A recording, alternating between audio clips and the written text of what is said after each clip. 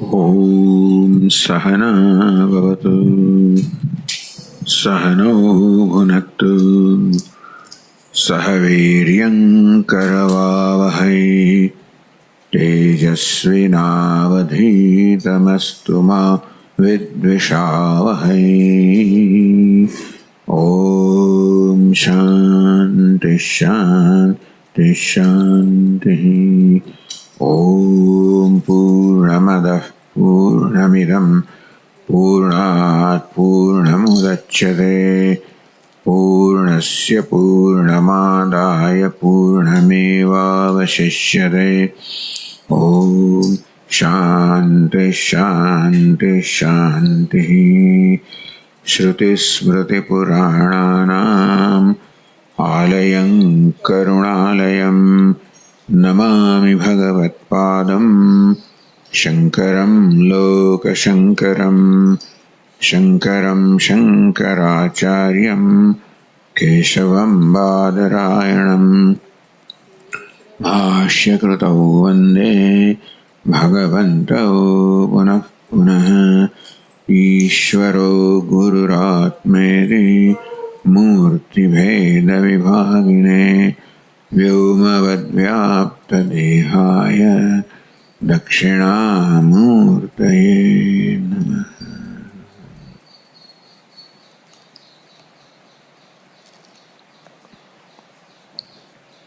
सच्चिदानन्दमद्वैतं सर्वाधिष्ठानमुत्तमम् नत्वाष्टावक्रसूक्तस्य दीपिका तन्यते परा।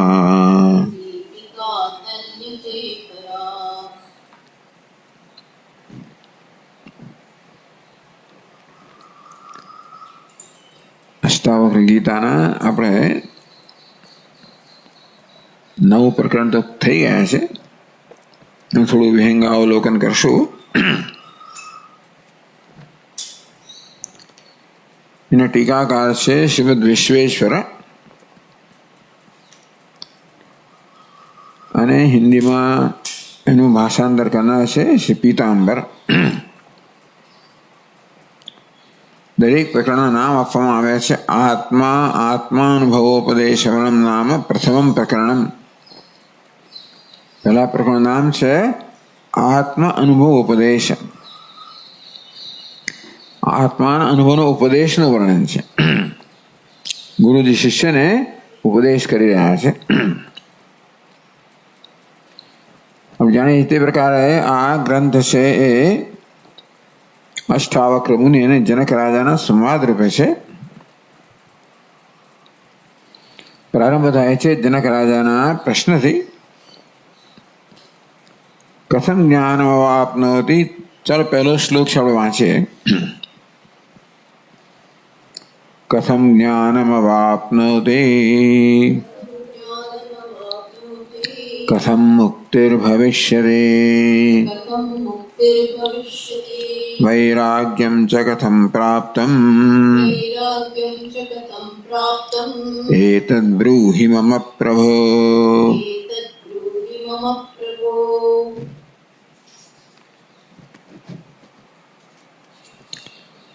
કથમ જ્ઞાનમ અવાપ્નોતિ. તો જનક રાજા પ્રશ્ન કરે છે કે જિજ્ઞાસુ કેવી રીતે જ્ઞાન પ્રાપ્ત કરે છે.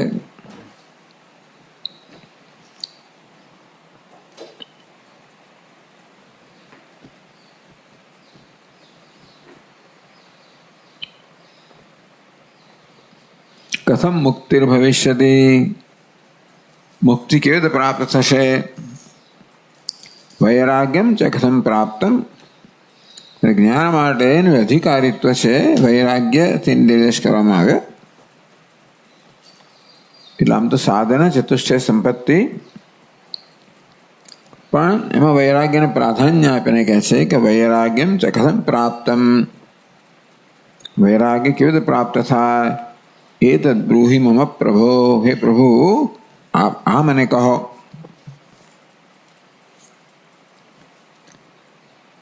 તો અષ્ટાવક્રજી પ્રારંભ કરે છે. પહેલો શ્લોક આપણે વાંચી રહ્યા છે.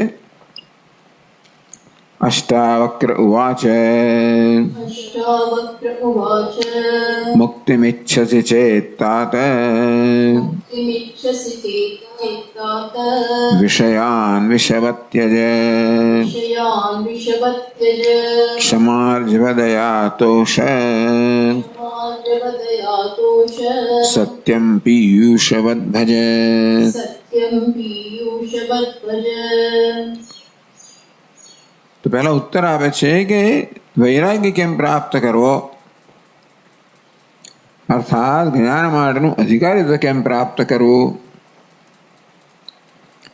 શમદમાદિ મુક્તિમિચ્છતે ચેત તાત, હે તાત, હે પ્રિયદર્શન, હે સુત, મુક્તિમિચ્છતે ચેત, જો મુક્તિ ઈચ્છતો હોય તો વિષયાન વિષવત્યજ,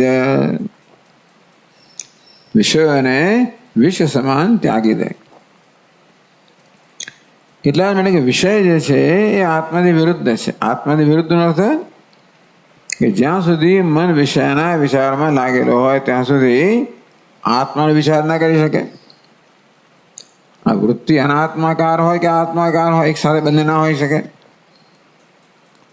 વિષય કહો, અનાત્મા કહો, એમાં મન લાગેલું હોય અને વિષયમાં લાગવાનું કારણ આસક્તિ જ છે. વિષયમાં આસક્તિને કારણે મન જો વિષયાકાર હોય, અનાત્માકાર હોય તો આત્માકાર ન હોઈ શકે. માટે મનને આત્માકાર કરવા માટે પહેલા તો એને અનાત્માથી મુક્ત કરો. વિષયાન વિષવત્યજ, આ બધા વિષયો વિષ સમાન છે માનીને ત્યાગ કર. તો ત્યાગની વાત કરવામાં આવી. જોડે જોડે ક્ષમા, આર્જવ, દયા, તોષ, સત્યમ, પીયુષવદ્ભજ, અનાત્માનો ત્યાગ અને આત્માનું સેવન. અત્યારે વૃત્તિ અનાત્માકાર છે તો વિષયો વિષ સમાન છે, અર્થાત વિષય ભોગ અત્યંત બંધન કરનાર છે એ જોઈને એનો ત્યાગ કર વિવેકપૂર્વક. સાથે સાથે આત્માકાર વૃત્તિ જન્મે એ માટે આત્માને અનુરૂપ જે મૂલ્યો છે કે ભાવનાઓ છે એનું સેવન કર. ક્ષમા, આર્જવ, દયા, સંતોષ, સત્ય. તો પીયુષવત ભજે, વિષયાન વિષવત્યજ, વિષયનો વિષ સમાન જાણીને વિષયનો ત્યાગ કર, એટલે કે વિષયની આસક્તિનો ત્યાગ કર. અને આત્મા પિયુષ સમાન છે, અમૃત સમાન છે. તો આત્માને પ્રાપ્ત કરાવનારા આ જે ગુણો છે, ક્ષમા, આર્જવ, દયા, એનું તું સેવન કર.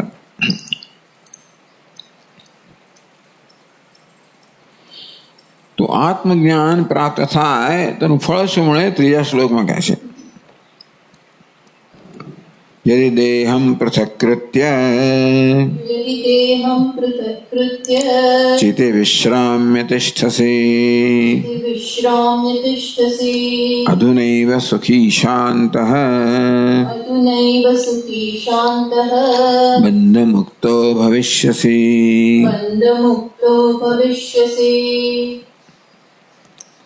આ વિષયોનો વિષ સમાન ત્યાગ કરવામાં અને એ રીતે અનાત્માકારમાંથી મનને મુક્ત કરવામાં, ક્ષમા, આર્જવ, દયા વગેરે અમૃત સમાન સેવન કરવામાં, એ રીતે ચિત્તને આત્માકાર બનાવવામાં. અને પછી ગુરુના ઉપદેશથી યદિ દેહમ પૃથક્કૃત્ય, તું દેહને પૃથક કરીને, અર્થાત તું દેહ કરતા ભિન્ન છે એ પ્રકારનું જ્ઞાન પ્રાપ્ત કરીને, આ પ્રકારે છેવટે દેહથી પણ અંતર ઉત્પન્ન થઈ શકે. જ્યારે ચિત્તમાં આ બધા સદગુણો છે એનો બરોબર એમાં સ્થાયી થાય. ક્ષમા, આર્જવ, દયા આ જે સદગુણો છે એ જેટલા અંશે વિકસે એટલા અંશે આપોઆપ દેહમાંથી અહમ બુદ્ધિ ઓછી થાય છે. આ ગુણો વિકસાવવા એટલે આ આત્મામાં અહમ બુદ્ધિ ઉત્પન્ન કરવી. તેથી દેહમાં અહમ બુદ્ધિમાંથી સ્વાભાવિક રીતે નિવૃત્તિ થાય. છેવટે જ્ઞાન ઉપદેશ દ્વારા હું તો સાક્ષી માત્ર છું. એ દેહ હું સાક્ષી માત્ર છું. ચિદાનંદ રૂપ શિવોહમ શિવોહમ. એ દેહમ પૃથક્કૃત્ય આ પ્રકારે દેહને જુદો કરીને અર્થાત દેહ તો અનાત્મા છે અને સાક્ષી છું. એટલે પૃથક્કરણ જે છે માત્ર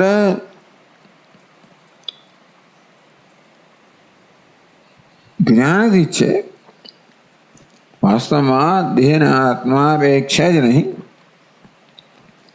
આત્મા દેહથી ભિન્ન જ છે, પરંતુ અધ્યારોપને કારણે તાદાત્મ્યને કારણે બેને એક મારવામાં આવે છે. એનું નામ સંસાર. તેથી આ પ્રકારે તું જો કે ચિતિ વિશ્રામ્ય તિષ્ઠસી. તારું સ્વરૂપ તો ચિત્ત છે, ચૈતન્ય છે, સચ્ચિદાનંદ છે. તું દેહનો સાક્ષી માત્ર છે.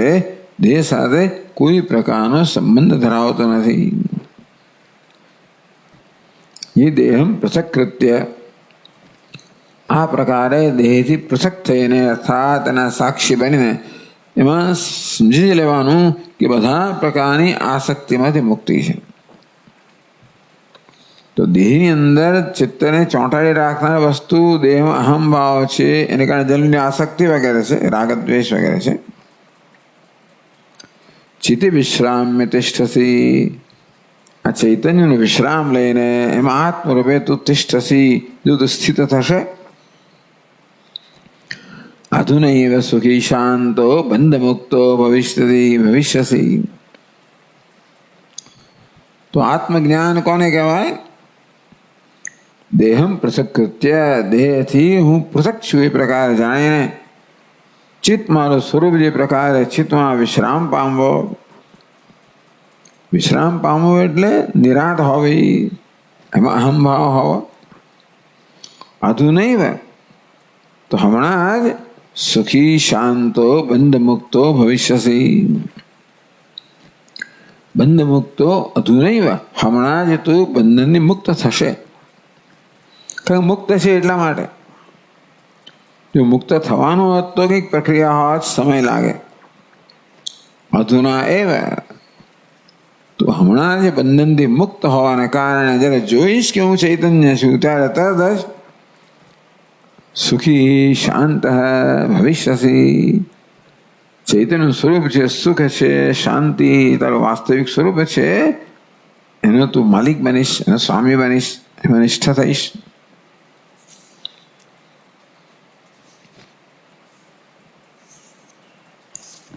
છઠ્ઠા શ્લોકમાં કહે છે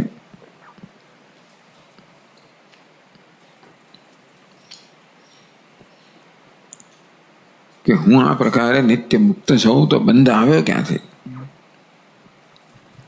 તો આ છઠ્ઠા શ્લોકમાં કરે છે એકો દ્રષ્ટાસી સર્વસ્ય एको द्रष्टासि सर्वस्य મુક્ત પ્રાયોસી સર્વદા मुक्तप्रायोऽसि सर्वदा અયમેવ હિ તે બંધઃ अयमेव हि ते बन्धः દ્રષ્ટારમ પશ્યસીતરમ. द्रष्टारं पश्यसीतरम्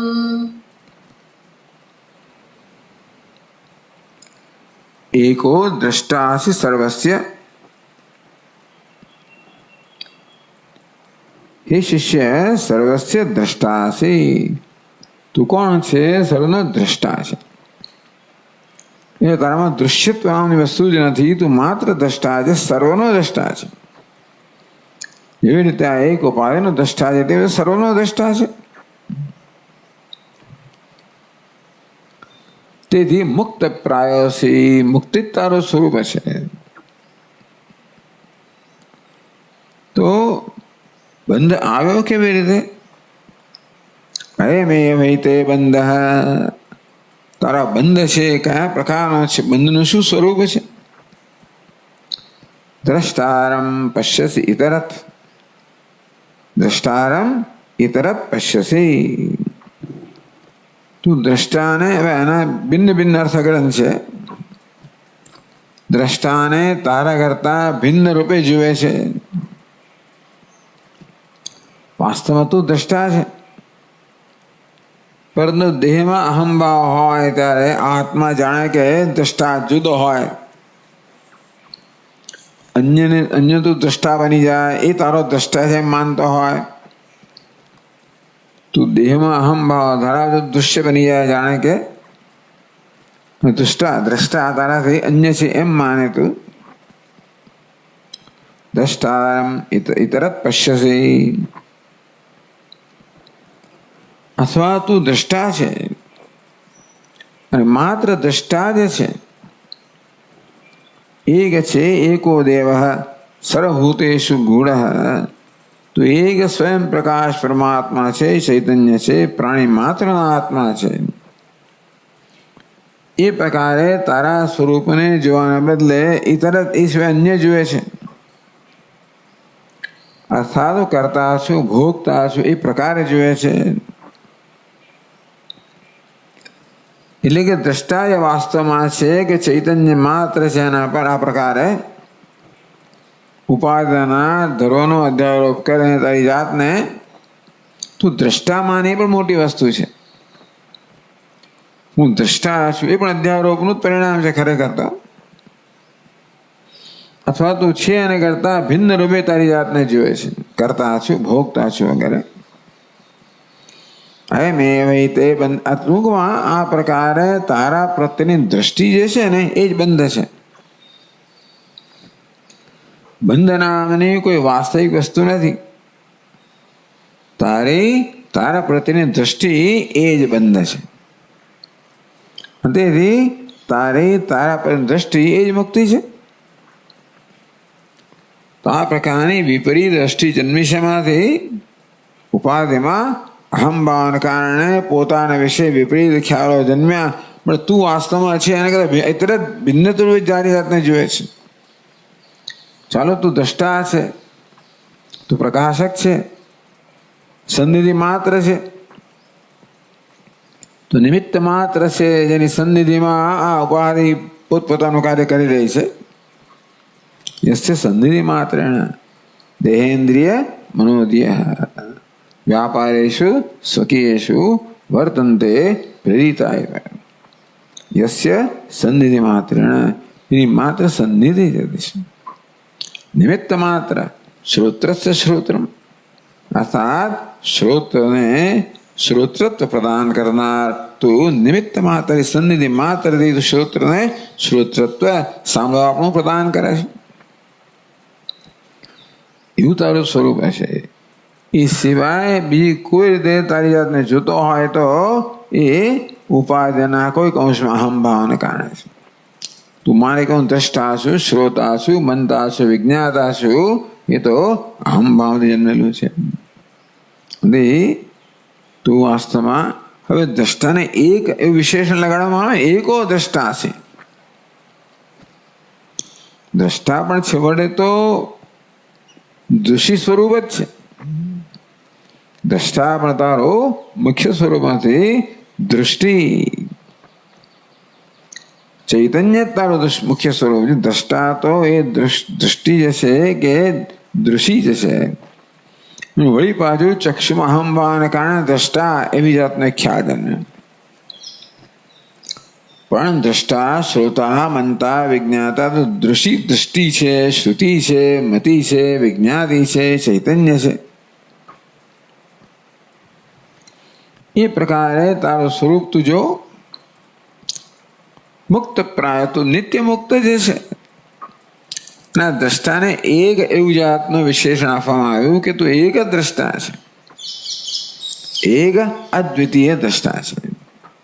સર્વસ્વ બધાનો તું એક અદ્વિતીય દ્રષ્ટા છે, અન્ય કોઈ દ્રષ્ટા છે જ નહીં. નાન્યત અતઃ અસ્તિ દ્રષ્ટૃ, તારા સિવાય બીજો કોઈ દ્રષ્ટા નથી, શ્રોતા નથી, મનતા નથી. એ પ્રકારે તારી જાતને જાણીશ તો મુક્ત પ્રાયો છે સર્વદા, તો સર્વદા મુક્ત છે. અહીંયા પ્રાયનો અર્થ અતિશય, અતિશય ને મુક્ત છે, નિત્ય મુક્ત છે.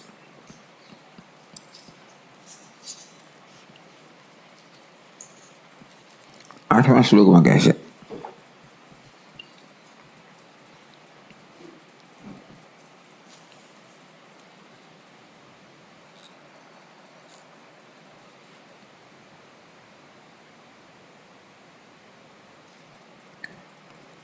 एको विशुद्ध बोधोऽहम् एको विशुद्धबोधोऽहम् इति निश्चयवन्निना इति निश्चयवन्निना प्रज्वाल्याज्ञानगहनम् प्रज्वाल्याज्ञानगहनम् वीतशोकः सुखी भव. वीतशोकः सुखी भव. एकः विशुद्ध बोधोऽहम् एको દ્રષ્ટા છે સર્વસ્ય. તું સર્વનો એક દ્રષ્ટા છે. તારું શું સ્વરૂપ છે? એક વિશુદ્ધ બોધોહમ. આ દ્રષ્ટાનું સ્વરૂપ છે વિશુદ્ધ બોધ, વિશુદ્ધ ચૈતન્ય છું. એથી નિશ્ચય, આ પ્રકારે નિશ્ચય જન્મવો જોઈએ. આ રીતે આત્મનાત્મ વિવેકથી જ્યારે તું તારી જાતને અનાત્માનો દ્રષ્ટા અને અત્યંત ભિન્ન જાણે છે, એથી નિશ્ચય, એનું નામ જ જ્ઞાન છે. આ પ્રકારે પોતાના સ્વરૂપને નિશ્ચય જન્મવો.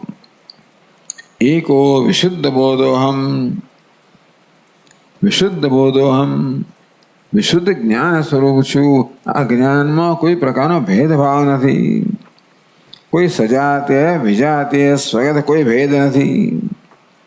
એ પ્રકાર એક છું, અદ્વિતીય છું, વિશુદ્ધ બોધ છું. આ પ્રકાર નિશ્ચય તારામાં જન્મ છે. એ નિશ્ચય જ બંધી છે. એ નિશ્ચય જ અગ્નિ સમાન છે. પ્રજ્વાલ્ય અજ્ઞાન ગહનમ. એક જ નિશ્ચય છે સમગ્ર અજ્ઞાનના વનને. ગહનમ, અજ્ઞાન રૂપી જંગલ છે, વન છે. તો આ એક નિશ્ચય જે છે કે હું એક વિશુદ્ધ બોધ છું, એક નિશ્ચય અજ્ઞાનના સમગ્ર વનનું દહન કરી નાખશે. અજ્ઞાનને વન કેમ કહેવામાં આવ્યું? અનેક પ્રકારના ભ્રમ જન્મે માટે. અજ્ઞાન એક છે, અજ્ઞાન જન્મે છે અધ્યાસમાં, આવરણ વિક્ષેપ, અહંકાર, વિમૂઢાત્મા, ઉપાધિમાં અહંભાવને કારણે વિવિધ પ્રકારનો મોહ ધરાવવો, ભ્રમ ધરાવવા. એટલે જંગલ જેવું થઈ ગયું છે. આ અજ્ઞાન ગહનમ, અજ્ઞાનમાંથી વિક્ષેપ જન્મ્યો, અધ્યાસ જન્મ્યો ને કારણે જે અસંખ્ય પ્રકારના ખ્યાલો જન્મ્યા. ઉપાધિના ભિન્ન ભિન્ન સ્તરોમાં અહંભાવને કારણે આપણે પંચકોશ કહીએ. સ્થૂળ દેહની અંદર પ્રાણમાં, મનમાં, બુદ્ધિમાં, સુખમાં અહંભાવને કારણે ભિન્ન ભિન્ન પ્રકારના ભ્રમ જન્મે છે. એને જ ગહન કહેવામાં આવ્યું, વન કહેવામાં આવ્યું. આ એક જ નિશ્ચય વિશુદ્ધ બોધોહમ. જ્યારે જ્યારે અજ્ઞાન પોતાનું માથું ઉંચકે, અજ્ઞાન પોતાનું માથું આ ભ્રમના રૂપમાં ઉચકતું હોય છે. આપણે કહ્યું આગળ, અજ્ઞાન જે છે તો અનુમાનનો વિષય છે. અનુભવનો વિષય કયો છે? આ ભ્રમ છે, અનુભવનો વિષય છે. હું સ્થૂળ છું, સૂક્ષ્મ છું. સ્થૂલોહમ, સૂક્ષ્મહમ, હ્રસ્વોહમ, દીર્ઘોહમ. હ્રસ્વ છું, દીર્ઘ છું. પિતા છું, પુત્ર છું, સુખી છું, દુઃખી છું. આ પ્રકારે અજ્ઞાન દેખા દેતું હોય છે. અને આવા અસંખ્ય બધા ભ્રમ છે, માટે એને જંગલ કહેવામાં આવ્યું. આ એક જ નિશ્ચય જે છે, નિશ્ચય વન્યના, આ એક નિશ્ચય, દ્રઢ નિશ્ચય જન્મ્યો. સૈવાહમ ન ચ દૃશ્ય વસ્તુ દ્રઢ પ્રજ્ઞા યસ્યા વિચેદ. આ પ્રકારે અજ્ઞાન દેખા દેતું હોય છે, અને આવા અસંખ્ય બધા ભ્રમ છે, માટે એને જંગલ કહેવામાં આવ્યું. આ એક જ નિશ્ચય, નિશ્ચય વન્યના, આ એક નિશ્ચય, દ્રઢ નિશ્ચય જન્મ્યો. સૈવાહમ ન ચ દૃશ્ય વસ્તુ દ્રઢ પ્રજ્ઞા યસ્યા વિચેદ. સાએવ અહમ, આ સંવેદ જ હું છું, જે વિશ્વ સાક્ષિણી, સમગ્ર વિશ્વની સાક્ષી, યા બ્રહ્માદિ પીપીલિકાંતનો શું પુરોતા જગત સાક્ષિણી, બ્રહ્માથી મળે પીપીલિકા કીડી સુધી જે પ્રોત છે, વ્યાપ્ત છે, જગતની સાક્ષી છે, ચૈતન્ય હું છું, સંવેદ હું છું. એકમાત્ર નિશ્ચય છે બધા પ્રકારના ભ્રમને દૂર કરવા સમર્થ છે. કારણ કે આ ચિત્તને અન્ય માનવાનો, અન્યથા માનવાને કારણે ભ્રમ જન્મ્યા હશે. તેથી આ નિશ્ચય એક ભ્રમ દૂર થઈ જાય. વીત શોક સુખી ભવ, અને પ્રત્યેક ભ્રમ શોક જન્માવનારો છે. શોકનું કારણ માત્ર પોતાના વિષયની વિપરીત દૃષ્ટિ છે. જેને ભ્રમ કહો એ કોઈ પ્રકારના શોકનું કારણ છે. આ ભ્રમરૂપી વનનું દહન થતું જશે તેમ શોકથી મુક્ત થતો હોય. વીત શોક, પણ મને માત્ર શોકથી મુક્ત ને સુખી થવું છે. સુખી ભવ, સુખ તો તારું સ્વરૂપ જ છે. આ શોક છે એને માત્ર આવૃત કરી રહ્યો છે.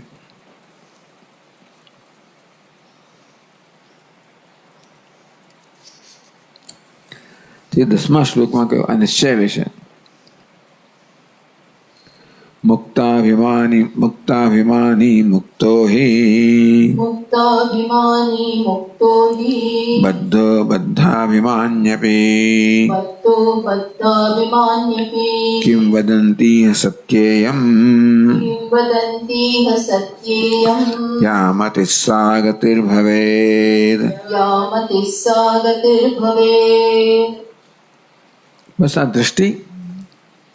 મુક્તાભિમાની મુક્તો હિ, મુક્ત અભિમાની, મુક્ત શું પ્રકાર અભિમાન ધરાવનાર છે, એ પ્રકારનો ખ્યાલ ધરાવનાર છે. અભિમાન આઈડેન્ટિટી ધરાવનાર છે.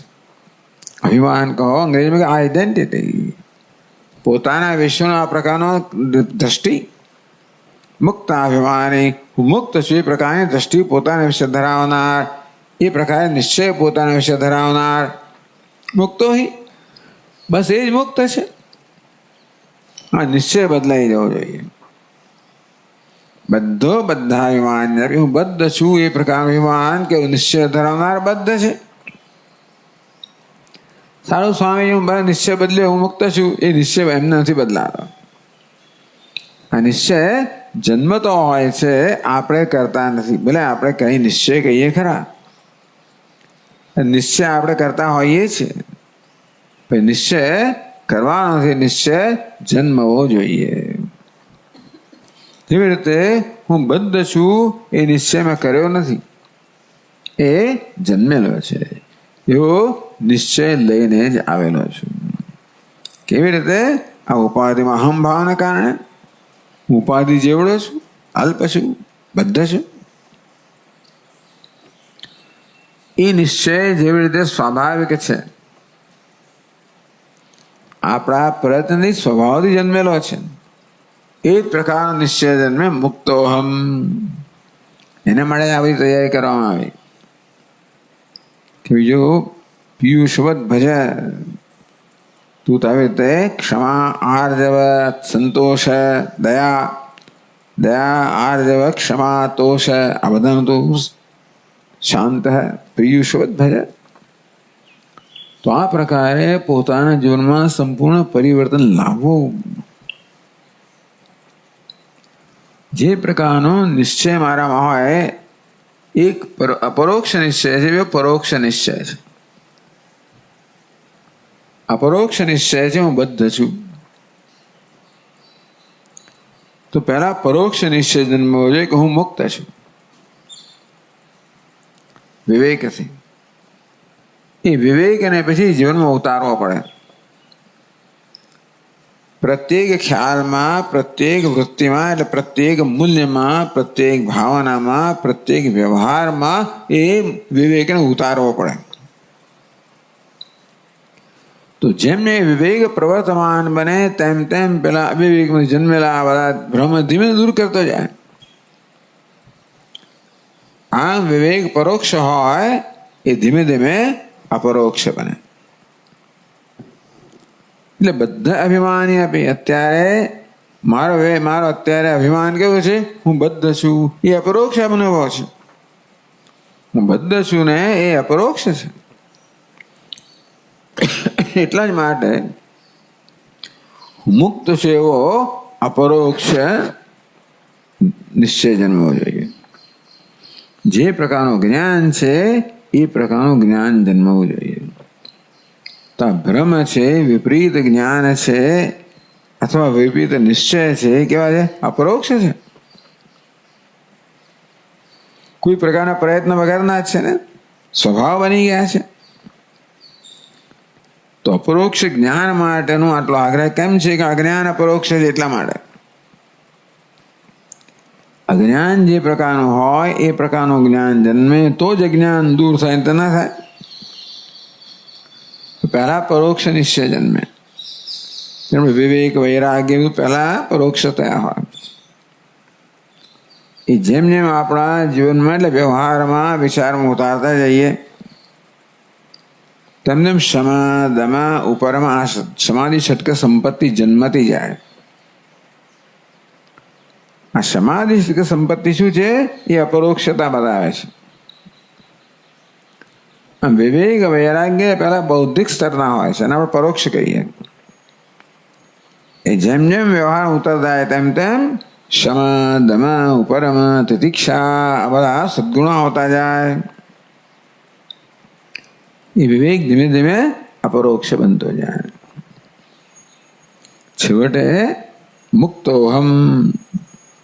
એ ક્યાં એની પરાકાષ્ઠા કઈ છે? મુક્તોહમ, મુક્ત છું. એટલે બધો હમ એ પ્રકારના ભ્રમમાંથી મુક્તોહમ એ પ્રકારના જ્ઞાનમાં આપણી યાત્રા છે.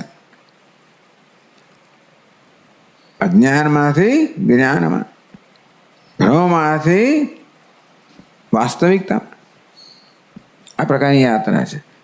આમ જોવા જઈએ તો સમગ્ર યાત્રા માનસિક જ છે. આપણો સમગ્ર સમસ્યા માનસિક છે. એ માનસિક સમસ્યા પછી બધી વ્યવહારિક સમસ્યાઓ ઊભી કરે એ જુદી વાત છે. મૂળ સમસ્યા માનસિકોને કારણે ઉકેલ પણ માનસિક છે. એટલે ઉપદેશ દ્વારા આપણા માનસમાં પરિવર્તન લાવવા માટેની જ આ બધો પ્રયત્ન છે. અને તેથી મારા વિશે નિશ્ચય બદલાવવો જોઈએ. મુક્ત અભિમાની મુક્તો હિ. એ જાતે જ નિશ્ચય જન્મે કે હું મુક્ત છું. હું જોઉં કે હું મુક્ત છું, બસ તો મુક્ત છું. જોઉં છું કે બદ્ધ છું તો બદ્ધ છું. કિમ વદંતી અને કિમ વદંતી કહે છે. એટલે આવી જાતની સત્યા યમ યામતી સાગતે ભવે. કિમ વદંતી જે છે એ સત્ય જ છે. કઈ સત્ય શું છે? યામતી સા ગતિર ભવે. જેવી મતિ હોય એવી જ ગતિ હોય. જેવી મતિ જેવા આપણે એવી ગતિ.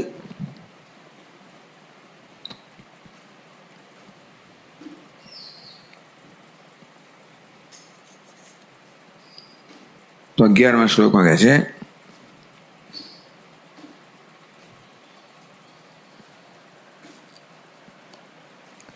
આત્મા સાક્ષી વિભુઃ પૂર્ણઃ.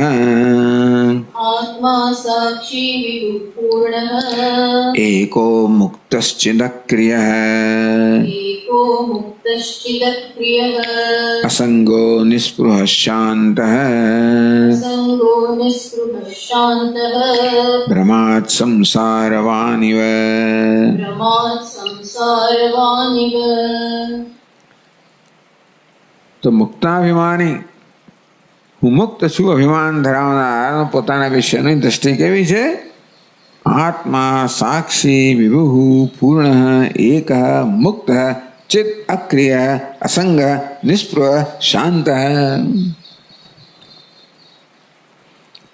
કેટલા બધા લક્ષણો ગયા. પ્રત્યેક લક્ષણ ધ્યાન માટે, આપણા પોતાના વિષયના ધ્યાન માટે કહો, કોન્ટેમ્પ્લેશન કહો, નિધિધ્યાસન કહો. સાક્ષી વિભુઃ પૂર્ણ. સાક્ષી કહેવાનું પ્રયોજન છે સાક્ષ્યથી વિવેક કરવા માટે. જુદો પાડવા માટે.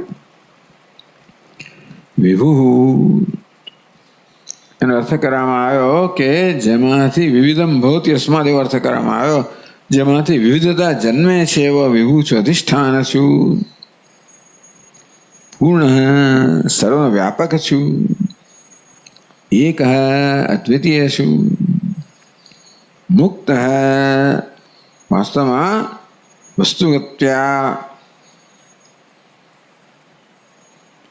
માયા તત્કાર્ય અતીત. તું કહો માયા કે માયાના કાર્ય સદા પર છું, નિત્ય મુક્ત છું, ચિત્ત છું, સ્વપ્રકાશ ચૈતન્ય છું, અક્રિયા કોઈ પ્રકારની ક્રિયાથી રહિત છું. એટલે ક્રિયા રહિત કહેવાનું પ્રયોજન એ છે ને કે ક્રિયા એક પ્રકારનો અજંપો બતાવે છે. ક્રિયા એક પ્રકારનો અજંપો બતાવે છે, અશાંતિ બતાવે છે, અસ્વસ્થતા બતાવે છે. અક્રિય તો સ્વસ્થ. સ્વસ્થ એટલે જે સ્વયં પોતાનાથી સંતુષ્ટ છે. અંદરની કોઈ પણ પ્રકારનો અજંપો શું બતાવે છે? પોતાના પ્રત્યેનો અસંતોષ. સ્વસ્થતા ક્યારે હોય, શાંતિ ક્યારે હોય? જ્યારે પોતાને જેટલે અંશે પોતાને સંતોષ હોય એટલે અંશે મન સ્વસ્થ હોય, શાંત હોય. અક્રિય કહેવાનો અર્થ કોઈ પ્રકારની ક્રિયા નથી, એટલે અજંપો નથી. ભલે ઉપાધિમાં ક્રિયા હોય પણ અંદરથી કોઈ પ્રકારની ક્રિયા અજંપો કોઈ નથી. કારણ કે આત્મસંતોષ સંપૂર્ણ સંતોષ છે. આત્મનેવ આત્મના તુષ્ટ, સ્વયં પોતાને પોતે સંતુષ્ટ. વાસ્તવમાં હે શિષ્ય તું આ પ્રકારનો છે. ભ્રમાત સંસારવાનિવ, આ ભ્રમથી જ માતે જાણે કે તું સંસારવાન ઇવ, તું સંસારી નથી. જાણે કે સંસારી હોય એવું લાગે છે, વાસ્તવમાં તું અસંસારી છે. અર્થાત તારી જાતને સંસારી માને ત્યારે પણ તું અસંસારી જશે.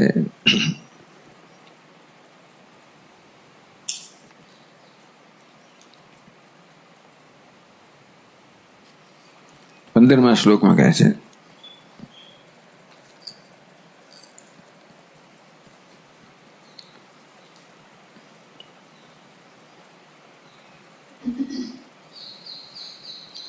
त्वया व्याप्तमिदं विश्वम् त्वयि प्रोतं यथार्थतः शुद्धबुद्धस्वरूपस्त्वं मागमः क्षुद्रचित्तताम्.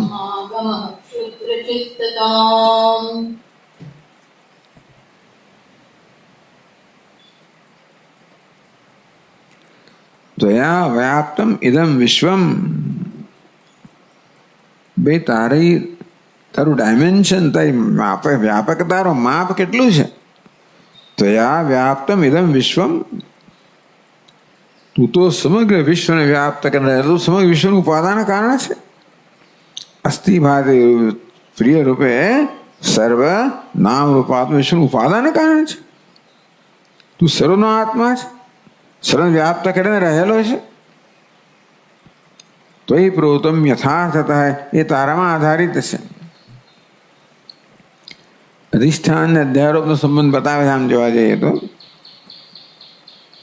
એટલે એમ કહેવાય કે માટી છે ને ઘડામાં વ્યાપ્ત છે. માટી ઉપાદાન કારણે છે, ઘડામાં વ્યાપ્ત છે. તો ઘડો કેવો છે? માટીમાં પ્રોત છે. ત્વયા વ્યાપ્તમ ઇદમ વિશ્વમ, આ તું વિશ્વમાં વ્યાપ્ત છે અને વિશ્વ તારામાં કેવું છે? પ્રોત છે. આમ વેદાંતની ભાષામાં તું જગત વિશ્વ અધિષ્ઠાન છે, તારા પર અધ્યારોપિત છે, તમારી સત્તા સમાન નથી. શુદ્ધ બુદ્ધ સ્વરૂપસ્ત્વમ, તું વાસ્તવમાં શુદ્ધ બુદ્ધ સ્વરૂપ છે. માગમ ક્ષુદ્ર ચિત્તતા, શુદ્ધ ચિત્તતામ પ્રાપ્ત ના કરીશ. શુદ્ર ચિત્તતા એટલે ઉપાધિમાં અહમ ભાવ કરી શુદ્ર બની જઈએ. શુદ્ર તુચ્છ છે, અલ્પ. ઉપાધિ ગમે તે મહાન માનતા હોય એને તોય શું, જ્યાં અહમ ભાવ આવે એટલે ક્ષુદ્ર ચિત્ત બની ગયો, એટલે કે વિપરીત ભાવના. આમ અનાત્મા આત્મબુદ્ધિ એટલે ક્ષુદ્રતા. શુદ્ધ ચિત્તતા માગમ. સતત આ પ્રકારે તારા વિશ્વનો નિર્ણય કરીને દૃઢ રહે કે જેથી તું ઉપાધિ અહંભાવ ન કરે. તું તો સર્વ વ્યાપક જ રહેલો છે, સર્વ તારામાં અધ્યારોપિત છે, તું અધિષ્ઠાન છે સર્વનું. અશુદ્ધિ કહેવા માંગે તો બધી આ ઉપાધિમાં તું તો શુદ્ધ સ્વભાવસ્તમ, બુદ્ધ સ્વભાવસ્તમ. અજ્ઞાન અંશ તારામાં નથી, તું બુદ્ધ સ્વરૂપ છે. અશુદ્ધિનો અંશ શુદ્ધ સ્વરૂપ છે. અને માટે આ પ્રકારે સતત તું જો અને શુદ્ધ ચિત્તતાને પ્રાપ્ત ના કરે. ચિત્ત દૌર્બલ્યમ તક્તો તિષ્ઠ પરંતપ. ભગવાન અર્જુનને કહે તો બીજા સંદર્ભમાં કહેતા હતા, પરંતુ આમાં કેવી રીતે ક્ષુદ્ર ચિત્તતા દૂર કર અર્જુન પરંતપ. અહીં જરા વધારે કહે છે કે તારામાં ક્ષુદ્ર ચિત્તતા માટેની કોઈ આવશ્યકતા નથી.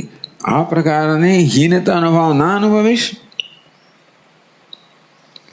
અલ્પતાનો, હીનતાનો, દીનતાનો ભાવ ના અનુભવીશ. એ જ બધો શોક જન્માવનારી છે. આજે હીન દીન છે અહંભાવને કારણે, તો મને તારા માટે એવું ના કરીશ. માગમાં ક્ષુદ્ર, જ્યારે જ્યારે ચિત્ત ક્ષુદ્ર બને, આવા દીનતાનો હીનતાનો ભાવ જન્મે ત્યારે આ શુદ્ધ બુદ્ધ સ્વરૂપસ્ત્વમ. આ દીનહીન કોણ બની રહ્યો છે? આ શુદ્ધ બુદ્ધ સ્વરૂપ છે એ દીનહીન બની રહ્યો છે. કેમ? આ દીનહીનમાં અહંભાવના કારણે. માગમાં ક્ષુદ્ર ચિત્તતા. હે જનક, તું શુદ્ધ ચિત્તતાને, શુદ્ધત્વને, દીનતાને, હીનતાને પ્રાપ્ત ના થઈશ. કારણ કે એ પ્રાપ્ત તારા હાથમાં જ છે. જે ક્ષુદ્ર છે, અનંત છે, એ આવું ક્ષુદ્રતા અનુભવે એ ક્ષુદ્રમાં અહંભાવને કારણે જ છે.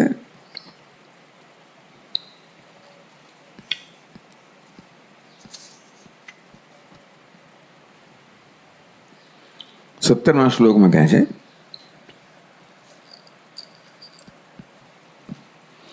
સાકારમનૃતમ વિદ્ધિ સાકારમનૃતમ વિદ્ધિ નિરાકારમ તુ નિશ્ચલમ નિરાકારમ તુ નિશ્ચલમ એતત્તત્વોપદેશેન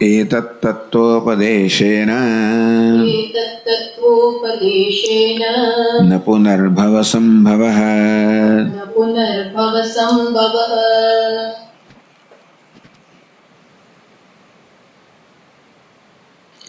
સાકારમ અનૃતમ. જે કોઈ વસ્તુ આકાર વાળી છે એ અનૃત છે, એટલે મિથ્યા છે, અનાત્મા છે, મિથ્યા છે, અર્થાત ઉત્પન્ન થયેલી છે, એટલે કલ્પિત છે. આપણે ઉત્પત્તિ એટલે શું? અધ્યારોપને ઉત્પત્તિ કહીએ છીએ. વેદાંત શાસ્ત્રમાં સર્જન એટલે રજ્જુમાંથી સર્પનું સર્જન થવું. એ આપણું દૃષ્ટાંત, સર્જનનું દૃષ્ટાંત છે. હવે માટી, ઘડો વગેરે કહીએ ખરા, પણ ખરે છેવટે તો ઘડો પણ માટી પર અધ્યારોપિત છે એ વાગે જ કહેવામાં આવે. તેથી જે સર્જન છે એ બધું આવી રીતે કલ્પના હોવાના કારણે એ બી ચાલો સમષ્ટિ મનની કલ્પના છે, આ મારા મનની કલ્પના ના માનીએ આપણે. ઈશ્વર સૃષ્ટિ શું છે? સમષ્ટિ મનની કલ્પના છે. તેથી આ જે કે આકાર છે ને એ કેવો છે? ઉત્પન્ન થયેલો છે. અર્થાત શું છે? કલ્પના છે, સાચો નથી. નથી એમ નથી કહેતા, છે આકાર. પણ એ આકાર શું કરે છે? જે કશામાં આકાર હોય એમાં અલ્પતા જન્માવે છે ને, એને મર્યાદિત કરે છે ને. આકાર શું કરે છે? સીમિત કરે છે, પરિચ્છિન્ન કરે છે. આકાર જ્યારે અનૃત છે, મિથ્યા એમ કહેવામાં આવે ત્યારે કશી વસ્તુમાં સીમિતતા નથી. આ ઘડિયાળ ભલે રહ્યું, ઘડો વગેરે ભલે રહ્યા, આકાર છે. અને એમ લાગે આ વસ્તુ સીમિત છે, તો કે નહીં, આકાર કયો છે? મિથ્યા છે. વસ્તુ કઈ છે? અસ્તિ ભાતિ પ્રિયમ, ક્યારેય સીમિત નથી. સાકારમ, તારા વિશે પહેલા તો શરૂ કર કે તું આકાર વાળો છે. શેને કારણે? આ દેહમાં અહમ બુદ્ધિને કારણે. તો કે સાકારમ, એમાં આકારપણો, સાકાર મિથ્યા છે એટલે એમાં આકારપણો મિથ્યા છે. સાકાર કોને કહેવાય? આકાર ધરાવનારને સાકાર કહેવાય. આકારેણ સહવર્તતિ સાકાર, આકાર ધરાવનાર નિરાકાર છે. એટલે આકાર અનૃત છે એમ કેવું જોઈએ. ચાલો સાકાર અનૃત કહ્યું, પણ કોઈ આકાર ખરેખર નિરાકારના આધાર વગરનો હોય ના શકે. અનૃત હોય ને એને હંમેશા સત્યનો આશય તો જોઈએ જ ને. અનૃત કોને કહેવાય? જે પોતે સ્વયં હોઈ ના શકે, ટકી ના શકે, હોવા પણ જન્મ ન હોય. એટલે અનૃત કોને કહેવાય? મિથ્યા કોને કહેવાય? જે કશાક બીજાને કારણે છે. સાકાર છે કોને કારણે છે? નિરાકારને. એટલે નિરાકાર તો હોય જ. આકાર ક્યારે હોય? નિરાકાર અધ્યારોપિતને આપણે સાકાર કહીએ કેવું હોય તો. સાકાર એટલે આકાર ધરાવનારું. આકાર ધરાવનારું કોણ છે? નિરાકાર. ચાલો, અધિષ્ઠાન. એટલે આકારમ અનુતમ વિદ્ધિ નિરાકારમ તો નિશ્ચરમ. જેના પર આકારનો અધ્યારોપ છે તું તારી જાતના આકાર વાળો માને છે. વાસ્તવ કયો છે? નિરાકાર. તું જો કે તારામાં આકાર જે છે એ સ્થાયી છે. ચાલો, હું જાડો પાતળો ઊંચો નીચો વગેરે જો સ્થાયી છે. બીજો આકાર સુખી દુઃખી પણ આકાર જ છે, સ્થાયી છે. મહાન સ્વલ્પ છું, સ્થાયી છે. સ્વરૂપ કોને કહેવાય? સ્થાયી હોય. આ તો બધું આગંતુક છે, આવીને જનારું છે. નિશ્ચળ નિરાકારનો નિશ્ચળ, આ બધી ચંચળતામાં જે નિશ્ચળ છે એ તું નિરાકાર છે. એતત તત્વોપદેશેન ન પુનર્ભવ સંભવ. આ તત્વનો ઉપદેશ અર્થાત આ જ્ઞાનથી ફરી ભવનો અર્થાત ફરી જન્મવાનો સંભવ નથી. આ પ્રકારે આ પહેલું પ્રકરણ, એમાં 19 શ્લોકો છે.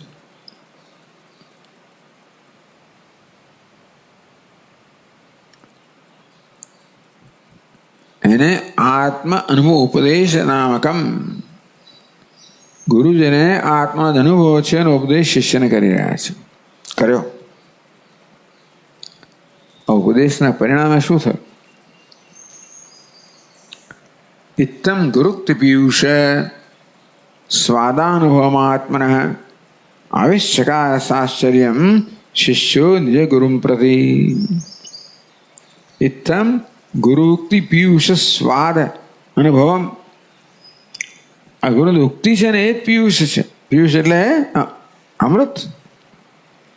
ગુરુક્તિ, ગુરુના વચનરૂપી જે પિયુષ છે એના સ્વાદના અનુભવના કારણે.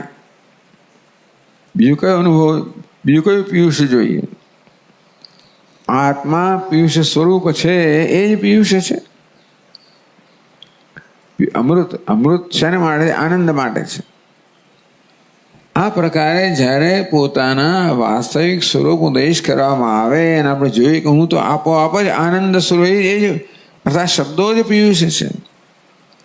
આ શબ્દો કે ઉપદેશ જે આત્માના વાસ્તવિક સ્વરૂપને ઉદ્ઘાટિત કરે છે એ દર્શન જ પિયુષ સમાન છે ને. પિયુષ સ્વાદ અનુભવમ. આ પ્રકારે ગુરુજના વચનરૂપી પિયુષના સ્વાદનો આત્મ અનુભવ પોતે અનુભવ કરી રહ્યો છે. આવિષ્ચકાર સાશ્ચર્ય, શિષ્યને મહાન હાસ્ય કે હું આ છું. એ કલ્પના પણ ન કરી હોય ગુરુજીના ઉપદેશ ખબર કે હું કોણ છું. હું મારી જાતે શું માનતો હતો ને હું શું છું. સાશ્ચર્યમ આવિષ્ચકાર. આમ પોતે જે પિયુષનો આસ્વાદ લઈ રહ્યો છે એને શિષ્ય આશ્ચર્ય સહિત પ્રકટ કરી રહ્યો છે. શિષ્ય નિજ ગુરુ પ્રતિ આવિષ્ચકાર. શિષ્યએ પોતાના ગુરુ પ્રત્યે આશ્ચર્ય સહિત, કારણ કે જે દર્શન થયું એ મહાન આશ્ચર્યવત ભવતી વદતી ભવતી પશ્યતી. તો શિષ્ય આશ્ચર્ય જેમ આત્માના દર્શન કરે છે અને આશ્ચર્ય સહિત પોતાનો અનુભવ છે એને પ્રકટ કરે છે. તો બીજા પ્રકરણના પહેલા શ્લોકમાં કહે છે, અહો નિરંજન શાંત अहो निरञ्जनः शान्तः બોધોહમ પ્રકૃતે પરઃ बोधोऽहं प्रकृतेः परः एतावन्तमहं कालम् एतावन्तमहं कालं मोहेनैव विडम्बितः. मोहेनैव विडम्बितः. અહો પોતાનો હવે જે સ્વ આનંદાનુભવ આત્મન,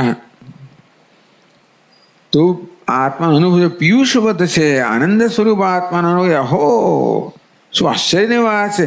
નિરંજન, હું નિરંજન છું, મને હું તો અશુદ્ધ છું, હું તો નિરંજન છું, શાંત છું, કોઈ પ્રકારની અશાંતિ, કોઈ પ્રકારનો આવો ઉદ્વેગ મારામાં છે જ નહીં. બોધોહમ જ્ઞાન સ્વરૂપ છું, પ્રકૃતિ આ પ્રકૃતિનો મને કોઈ સ્પર્શ જ નથી. ઉપાધિના સ્પર્શથી પર છું. ઉપાધિમાં જે કંઈ અશાંતિ હોય, જે કંઈ જ્ઞાન હોય, જડતા હોય, બધી પર છું. આ પ્રકારે આત્મ વિવેકથી જ્યારે શિષ્ય પોતાનું વાસ્તવિક સ્વરૂપ જોવે છે અને આશ્ચર્ય પામે છે કે હું આવો છું,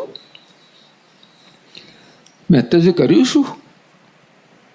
એતાવંતમ અહમ કાલમ મોહેનૈવ વિડંબિત, આખી જિંદગી ઠગાયો હું તો. વિડંબિત મોહેનૈવ વિડંબિત, આ મોહ વડે મને છળવામાં આવ્યો, ઠગવામાં આવ્યો. એતાવંતમ કાલમ, અત્યાર સુધી મારી જાત વિશે આ પ્રકારના ભ્રમ ધરાવીને કેવો દુઃખી થયો કારણ વગર. દુઃખનું કોઈ કારણ હોય ને માણસ દુઃખી થતો, કોઈ કારણ જ નથી. ભલે હું દુનિયાને મારા દુઃખનું કારણ માનતો હોઉં, પણ હવે ખબર પડી કે કારણ જ નથી.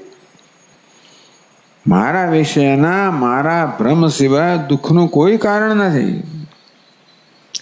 આ ભ્રમ આવો જન્મ આવ્યો એને મને છેતરવામાં આવ્યો, છળવામાં આવ્યો.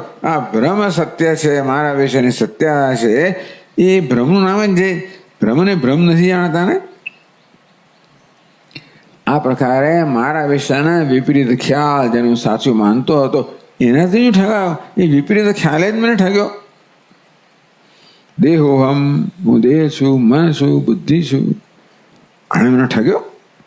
એમ કે આખી જિંદગી પરેશાન કર્યો, આખી જિંદગી પીડાયો. આનાથી એકદમ મુક્ત થઈ ગયો. અહો એતાવંતમ, બંને વસ્તુ કહે છે.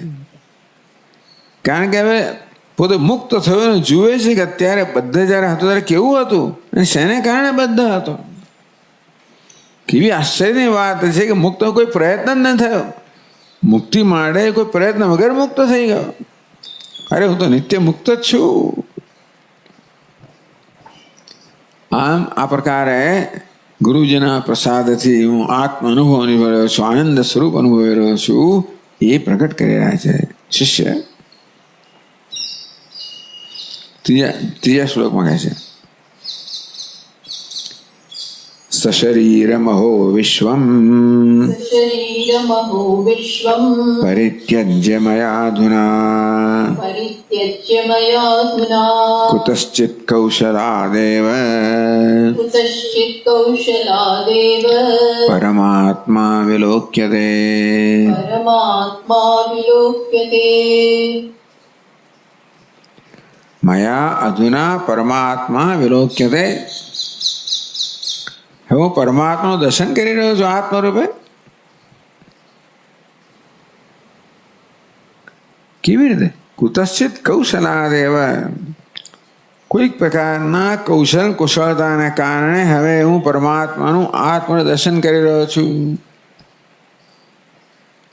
કુશળતા કઈ હતી? સશરીરમ અહો વિશ્વમ પરિત્યજ્ય, શરીર સહિત સમગ્ર વિશ્વનો ત્યાગ કરીને.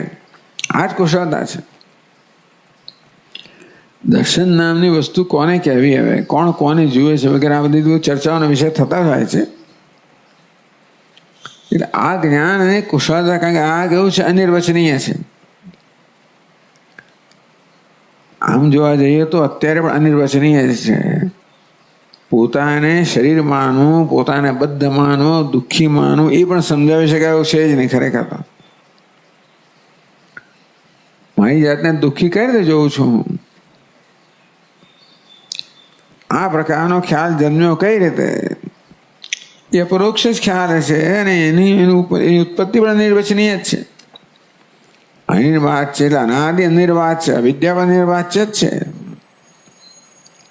એટલા જ માટે આત્માનું જ્ઞાન પણ અનિર્વાચ્ય જ છે.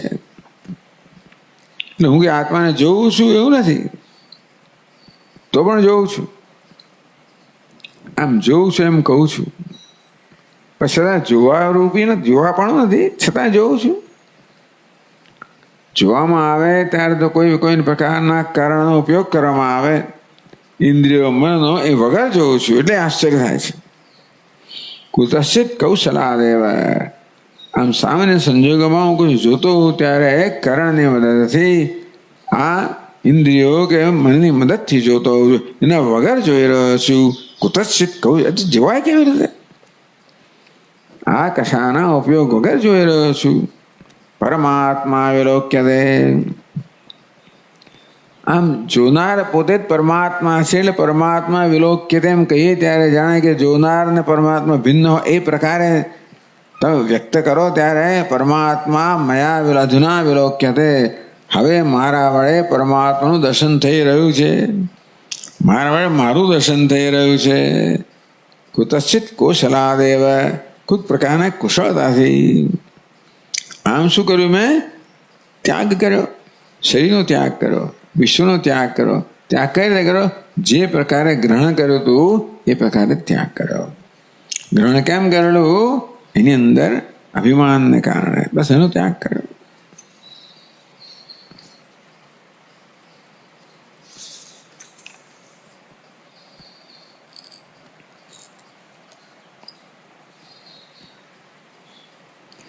કે શાસ્ત્રાચાર્યોપદેશ લબ્ધાત ચાતુર્યાત કૌશલાત, શાસ્ત્ર આચાર્યનો ઉપદેશથી પ્રાપ્ત થયેલી કુશળતાથી હું આ જોઉં છું, બીજી કોઈ ઉપાય નથી એમાં.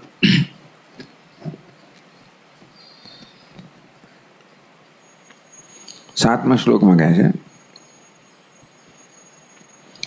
આત્મા જ્ઞાનાત જગદ્ભાતિ, આત્મા જ્ઞાનાન જગદ્ભાતિ, આત્મજ્ઞાનાન્ન ભાસતે, આત્મજ્ઞાનાન ભાસતે, રજ્જ્વજ્ઞાનાદહિર્ભાતિ, તજ્જ્ઞાનાદહિર્ભાતિ, તજ્ઞાનાદ ભાસતે નહીં. તજ્ઞાનાદ ભાસતે નહીં. જગત ભાતી, જગત ભાસી રહ્યું છે. બે રીતે કહી શકાય, જગત ભાસી રહ્યું છે, જગતનો મને અનુભવ થઈ રહ્યો છે. આત્મજ્ઞાન, આત્માના જ્ઞાનને કારણે, કારણ કે અજ્ઞાનને કારણે હું કોણ છું? દ્રષ્ટા છું. આત્માના અજ્ઞાનને કારણે પ્રાણન્યો પ્રાણના ભવતી, વદન વાક પશ્યન ચક્ષુ, બોલતો હોય ત્યારે પોતાના વક્તા માને, જોતો હોય પોતાના દ્રષ્ટા માને, શ્રોતા માને, મનતા માને, વિજ્ઞાતા માને. એટલે હું જગત જોઈ રહ્યો છું. આમ જગત ક્યારે ભાસતું હોય? જ્યારે મન અને ઇન્દ્રિયો દ્વારા વ્યવહાર કરતા હોઉં ત્યારે. તો આ પ્રકારે ભાસવું એવું જ કહીએ તો ઇન્દ્રિયો દ્વારા વ્યવહારને કારણે જ્યારે હું આ પ્રકારે સંકેલી લઉં છું તો જગત ભાસતું પણ નથી. સુષુપ્તિમાં આમ તો જગત ભાસતું નથી, કારણ કે આપણે પોતાની સંકેલી સર્વ રીતે ઉપસંહાર કર્યો. એ પ્રકારે સભાનતાથી ઉપસંહાર કરવામાં આવે ત્યારે જગત ના ભાસે. જગતને ભાસવાની કોઈ સ્વતંત્રતા કેમ નહીં? કારણ કે જગત કેવું છે? અચેતન છે. હું જગતને પ્રકાશિત કરું તો જગત ભાસે, નહીતર ના ભાસે. આમ જગતને પ્રકાશિત કરું કે નહીં એ હું નક્કી કરું છું. હું નક્કી કરું જગતને પ્રકાશિત કરવું નથી તો જગત ના ભાસે. હું કેમ કરતો? કારણ કે હું દ્રષ્ટા બનીને આવી રીતે કરતો હતો અને તેથી અજ્ઞાનને કારણે હું જગતને પ્રકાશિત કરી રહ્યો હતો. જગત ભાસતું હતું, સત્ય ભાસતું હતું. એટલે એક તો જગત ભાસે સત્ય ભાસે છે એમ કેવું. જ્યાં સુધી વ્યવહારો જગત ભાસવાનું તો છે જ. જ્ઞાની પુરુષને જગત તો ભાસે તો છે જ. તો સત્યતયા ભાત એમ કહેવાય. એક વસ્તુ જગતને સત્ય માનવામાં આવે એ અજ્ઞાનની ઉપજ છે. આત્મજ્ઞાન જગત ભાતી જ્યારે કહીએ કે આત્માના અજ્ઞાનને કારણે જગત ભાસે ત્યારે જગત સત્ય ભાસે છે. આત્મા સત્ય છે, એકમાત્ર સત્ય જેવું જ્ઞાન ન હોવાના કારણે જગત તો કલ્પના છે. રજ્જુ જ્ઞાનાદ અહિર્ભાતી, જેમ રજ્જુના જ્ઞાનને કારણે અહિર સર્પ તો કલ્પના છે, એવી રીતે જગત કલ્પના છે. હું જોઈ શકું ત્યારે જગતનું મિથ્યાત્વ નક્કી થાય. જગતના મિથ્યાત્વને પણ જોવાનું છે. જોવાનું એટલે જ્યાં બુદ્ધિમાં જોવાનું છે. જ્યાં અત્યારે જગતની સત્યતા જોઈ રહ્યો છું, કેમ સત્ય છે આ બધું નક્કર છે એમ માનીને. નક્કર છે, ઉપયોગી છે, જરૂરનું છે. નક્કર છે, ઉપયોગી છે, જરૂરનું છે. એના વગર હું હોઈ ના શકું. એ છે માટે છું. દેહ પુષ્ટે અહમ પુષ્ટ. જગત અનુકૂળ છે તો સુખી છું, જગત પ્રતિકૂળ છે દુઃખી છું. આત્મજ્ઞાન, આત્માના જ્ઞાનને કારણે તો જગતને સત્ય માનવું અર્થાત જગતને જરૂરી માનવું, ઉપયોગી માનવું અને એ રીતે પોતાને જગતથી પરતંત્ર માનવો. આ હું સ્વતંત્ર છું, જગત વગર પણ હું પૂર્ણ છું. મારી પૂર્ણતા માટે, સંતોષ માટે, સ્વસ્થતા માટે મને કોઈ જગતની જરૂર નથી. અત્યારે મને ત્યારે નિર્ભયતા અનુભવ થાય જ્યારે મને રક્ષણ કરનારી વસ્તુઓ હોય. મને ક્યારે સ્વસ્થતાનો અનુભવ થાય જ્યારે મને અનુકૂળ વસ્તુ હોય, સુખી કરનારી વસ્તુઓ હોય. આ મારી સ્વસ્થતા માટે, સુખ માટે, સલામતી માટે અત્યારે આ બધી વસ્તુઓ જરૂરી છે, દેહ સહિતની વસ્તુઓ. આત્માને સલામત માનવાને કારણે, દુઃખી માનવાને કારણે, અલ્પ માનવાને કારણે આ બધી જરૂરિયાત થઈ ને. એનું નામ જગત સત્ય છે. પણ આત્માની પૂર્ણતા જેમ જેમ જોતો જવું તેમ તેમ મારી જરૂરિયાતો આપવા ઓછી થાય, તેમ તેમ આ જગત પ્રત્યેની પરાધીનતા ઓછી થાય. એક સમય આવે જ્યારે હું સ્વતંત્ર બની જાઉં, જે છું જ. તે જગત માટે કોઈ દ્વેષ નથી, પણ હવે એની કોઈ જરૂરિયાત નથી. જરૂરિયાત હોય ત્યાં સુધી મારું મગજ જગતમાં જ ભમ્યા કરવાનું. પેલાને કારણે મારી સલામતી છે તો એની ચિંતા મારું મન કર્યા જ કરવાનું કે બરોબર છે કે નહીં. પેલાને કારણે મને સુખ છે એવું માનતો તો એ વસ્તુનું ચિંતન અગત્યનું છે કે બધું વ્યવસ્થિત છે કે નહીં. પેલા દુઃખ છે એમ માનું તો પણ એ મહત્વનું બની જાય કે જો અહીંયા ના આવે. આમ જગતને સત્યતા આપે એટલે એને સુખ કે દુઃખનું કારણ માનવું, અને ત્યાં સુધી મારા મગજની બહાર જાય જ નહીં. ઊંઘી જવું તો એ સંસ્કાર તો રહે છે, જાગવું એટલે તરત પાછા સવાર થઈ જાય. અને એવું થવાનું જ્યાં સુધી મારી દ્રષ્ટિ, મારી અપૂર્ણતા, હું એવી દ્રષ્ટિ હોય ત્યાં આવું થવાનું જ. એટલે હું નક્કી કરી જ ના શકું કે હું સ્વતંત્ર. મારે સ્વતંત્રના દર્શન કરવા પડે તો જ થાય. હા, એટલે પહેલાં પરોક્ષતા, અપરોક્ષતા. એટલે એ કહ્યું કે હું સ્વતંત્ર છું. એ પરોક્ષ જ્ઞાન પણ જેમ જેમ મારા જીવનમાં ઉતારતો જાઉં તેમ તેમ અપરોક્ષ બનતું જાય. આમ પરોક્ષ જ્ઞાનને અપરોક્ષ બનાવવાની આ પ્રક્રિયા છે કે મારા મગજમાં ઉતારતો જાઉં. બધું બંધન મગજમાં જ છે, મનમાં છે ત્યાં. પણ એ ક્યારે થાય? એ બંધનને સત્યમાં જે વ્યવહાર કરવામાં આવે છે એ ત્યાં પહોંચી ગયું છે. એટલે આપણે ઉલટું કરીએ, વ્યવહારને બદલતા જઈએ. એમ કરતાં કરતાં ભાવનાઓને બદલતા જઈએ, એમ કરતાં મનને બદલતા જઈએ, એમ કરતાં દૃષ્ટિને બદલતા જઈએ. તો અજ્ઞાનને કારણે આવું સત્ય માને છે, જરૂરી ભાષે છે. ટૂંકમાં એના વગર ચાલે જ નહીં એવું ભાષે છે. આત્મજ્ઞાનાન ભાષતે, આત્મજ્ઞાનથી એની પછી કોઈ પ્રકારની સત્યતા, અનિવાર્યતા, જરૂરિયાત રહેતી નથી. એના પર કોઈ દ્વેષ નથી, ભલે રહ્યું, કોઈ પરતંત્રતા રહેતી નથી. અને સાથે મને સ્વતંત્રતા મળે છે.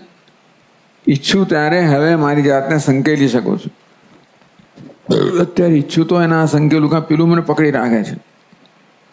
સત્યતા આપવી, જરૂરિયાતવાળું માનવું, એ મને પકડી રાખે છે.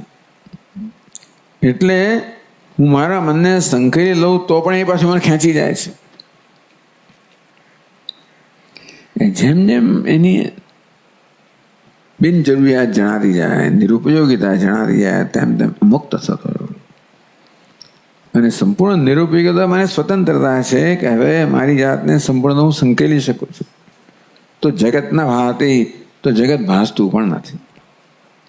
સુષુપ્તિઓના ભાષે જુદી વાત છે, પણ હું જાગૃત છું ને જગત ભાસતું નથી. અજ્ઞાનને કારણે ભાસતું હતું, પેલી જરૂરિયાતને કારણે ભાસતું હતું. આત્મજ્ઞાનાન ભાષતે, વ્યવહાર કરતો ત્યારે આત્મજ્ઞાનને કારણે જગત સત્ય નથી ભાસતું. વ્યવહાર ન કરતો ત્યારે જગત મુખ્ય અર્થમાં નથી ભાસતું.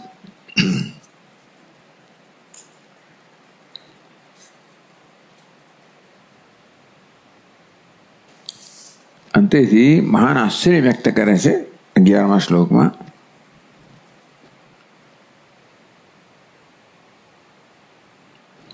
અહો અહમ નમો મહ્યમ, अहो अहं नमो मह्यं, વિનાશો યસ્ય નાસ્તિ મે, विनाशो यस्य नास्ति मे, બ્રહ્માદિસ્તંભ પર્યંતમ ब्रह्मादिस्तम्भपर्यन्तं, જગન્નાશેપી તિષ્ઠતઃ. जगन्नाशेऽपि तिष्ठतः. અહો અહમ, અહો અહમ, અહો અહમ જ આશ્ચર્ય. અહો એટલે આશ્ચર્ય. અહમ, હું તો આશ્ચર્યરૂપ છું. આ પોતાના દર્શન શિષ્ય જણાવે છે કે હું તો આશ્ચર્યરૂપ છું. આશ્ચર્ય પશ્યતિ કશ્ચિદેનમ, ભગવદ્ ગીતામાં કહ્યું કે કોઈ આશ્ચર્ય જેમ જોવે છે પોતાની જાતને. નમો મહ્યમ, આ અહમ તો નમસ્કાર યોગ્ય છે. વાસ્તવિક અહમ છું ને એ નમસ્કાર યોગ્ય છે. અત્યારથી મારી જાત તુચ્છ માનતો હતો, મારી જાતને તુચ્છ માનતો હતો, મારી જાતનો તિરસ્કાર કરતો હતો. દુનિયાને હું નમસ્કાર કરું, મારી જાતને નહીં. હું તો આવો છું, તેવો છું.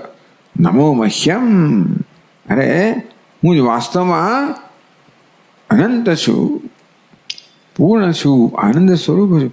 ટૂંકમાં નમસ્કાર કરવા માટે જે વસ્તુની જરૂર છે બધું હું આદરણીય છું, પૂજનીય છું. નમસ્કાર કોને કરું? જે મહાન હોય, પૂજનીય હોય. હું મહાન છું, પવિત્ર છું, પૂજનીય છું. નમસ્કાર. વિનાશો યસ્ય નાસ્તિ મે, હું કોણ છું? જેનો વિનાશ નથી. બ્રહ્માદિ સ્તંભ પર્યંતમ જગન્નાશેપી તિષ્ઠતઃ. બ્રહ્માદિ મળે સમગ્ર જો નાશ થાય ત્યારે પણ જેનો નાશ નથી એવો અવિનાશી હું છું. એવા મને આશ્ચર્યથી પોતાની જાતને જોયે છે, એવા મને નમસ્કાર.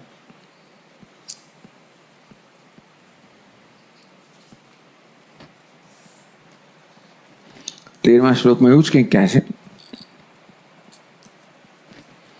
અહો અહમ નમો મહ્યમ, अहो अहं नमो मह्यं, દક્ષો નાસ્તિ મત્સમઃ, दक्षो नास्तीह मत्समः, અસંસ્પૃશ્ય શરીરેણ संस्पृश्य शरीरेण, येन વિશ્વમ ચિરમ ધૃતમ.